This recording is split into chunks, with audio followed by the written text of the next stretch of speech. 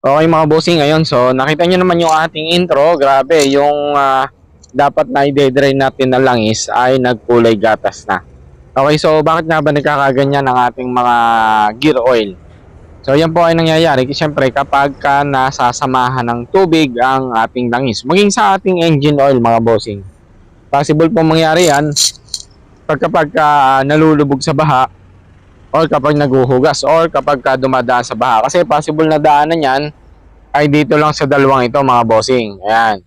Sa dalawang yan po, pwede po pumasok ang ating tubig papunta sa ating gearbox at magsasama ang tubig at ang ating langis.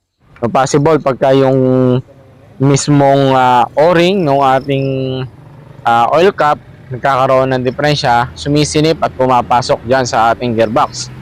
So bakit nga ba at importante na kailangan buksan ang mga gearbox kapag ganyang nasasamahan ng tubig? So kung makikita nyo mga bossing, na-drain na natin yung kanyang langis, pero nung buksan natin yung mismong gearbox, ay mapapansin nyo napakadami pang tira. Ayun o, diba? So kung i-drain mo lang siya mga bossing at hindi mo siya bubuksan, possible kapag nilagyan mo lang ulit siya ng panibagong langis, yung natitira mga bossing na kulay white na yan na pinagsama ng langis at tubig ay hahalo pa ulit yan doon sa ating panibagong langis na ilalagay. Okay? So kung bakit importante na malinis yan ay maraming naiiwan dyan sa ating loob ng gearbox. Kung mapapansin mo, ayan o, ito yung pinakabutas mga bossing ng ating drain plug. Ayan. So hindi pa natin kakayudin papunta doon sa butas, hindi siya lalabas mismo papunta doon sa ating drain plug. So ibig sabihin nagkakaroon ng iwan na mga langis o mga residue. Ayan. Kung mapapansin mo yung ating bearing, so may tira pa rin siyang langis doon sa loob. Ayan o. So importante talaga na siya ay buksan. Maging kahit sa ating mga engine oil mga bossing. Sa ating engine, kapag ka nalulubog sa baha tapos ganyang nagkulay puti na yung langis, so talaga kailangan buksan siya para malinis ng ayos. So yung pinaka-drain na yan, wala naman siya doon sa may pinaka mismong gitna na mismong pinagtitigilan ng langis, kung kaya hindi nauubos kapag ka nagde-drain kayo ng langis ng gearbox. Meron pa rin yung mga tira-tira, lalo na dyan sa mga bearing. Ayan. So kanina kung makikita nyo itong gear na to, nung ating tinanggal yung pinaka-plate, so meron pa siyang naiwan, napakadami pa rin nun. So kung lalagyan ng langis natin yon, susunod na change oil nyo, ganun ulit yung magiging itsura nun mga bossing. So pinakamabisa dyan syempre, linisin. So ginagamit namin dito gasolina na lang para matipid, kasi yun lang ang mas mabilis pa rin at saka mas madaling matanggal yung kanyang langis at yung tubig na nagsama. So syempre pagkalinis natin ng langis ng gasolina, syempre hahangin na natin yan mga bossing. So bakit nga ba importante na linisin pa? Isa pang dahilan mga bossing, kapag ka po yung ating langis nasamahan po ng tubig, yan po ay parang gumagaspang. So kung mapapansin nyo doon sa mga, kung meron kayong mga Mio, mga automatic, yung kapag ka tumatakbo kayo parang humuhuni, parang parang nagasgas, parang ganon. So it's either may tama po yung bearing or yung mga gearings. Kapag nagkatama po yung mga gearings, so parang mararamdaman nyo, parang pag iniikot nyo yung gulong nyo sa hulihan kapag ka naka-center stand, para siyang kumakagurkor. Ayun yun mga bossing, kapag ka nagkakaroon ng tama yung mga gear. Pero ito namang unit ni Pare Michael, wala pa naman tama yung kanyang mga gear. So inagapan lang namin kasi possible kapag ka pinabayaan to, maaaring masira yung mga gear, so mas malaki yung magiging gastos. So yan yung isang pinaka-preventive kapag ka napasukan ng tubig ang inyong mga gearbox ng samahan ng tubig ang inyong mga langis.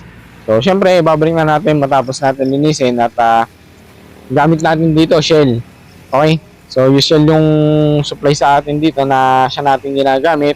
So syempre okay lang naman kahit diretso nyo na ikabit, wala naman siyang problema. Pero kami lang syempre pagka nagkakabit, lagi kaming nagkakaroon ng pondo doon sa ating mga parts para kahit unang ikot ng mga parts natin, at least madulas na siya, hindi na siya kailangan pang kumuha pa ng langis sa ilalim. So dito naman wala naman siyang pump kasi ang mismong kumukuha ng langis na nagpapaikot sa kanyang kabuuan ng gear ay mismong gearings na rin. Kasi nakapondo ang ating langis sa ilalim na kapag umikot ang ating gearings, yan po ang magdadala ng langis natin papunta sa itaas ng gear. Ayan. So papunduhan muna natin yung ating mga gearings, but ikot-ikotin natin ang ating gulong para malagyan yung kabuuan ng ating gearings. So gamit na pala natin langis dito mga bossing. Ayan yung ating gear oil, Shell ang ating gear oil. So Shell, baka naman, ayan, paulit-ulit na yan ha. Baka magustuhan nyo mag-sponsorship sa amin. Ayan.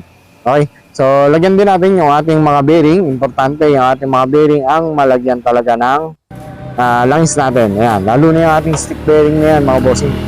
Kapag kaya na yung nalagas, nako, yari, sigurado mas malaki yung magiging gastos kasi madidisalign ang ating bearings. Okay? So pagkakabit naman, ayan, madali lang naman. So ikot lang ulit, then pasok na natin yung ating mismong gear. At mamaya papakita ko sa inyo kung gaano ka-smooth kapag walang halong tubig yung ating langis. Kasi minsan kaya nagkakaroon ng kakaibang tunog ang ating gearbox ay dahil sa pagkakaroon ng tubig. Ayan. Okay, so panibagong exposure na naman to, Shell ha. Baka naman.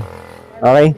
So inilahat na natin yung isang buong 120 ml dahil overhaul naman yung ginawa natin. So kapag overhaul, syempre dapat mas marami para tumama yung level ng kanyang langis dun sa kanyang level. Ayan. So ito mga bossing, pakinggan natin.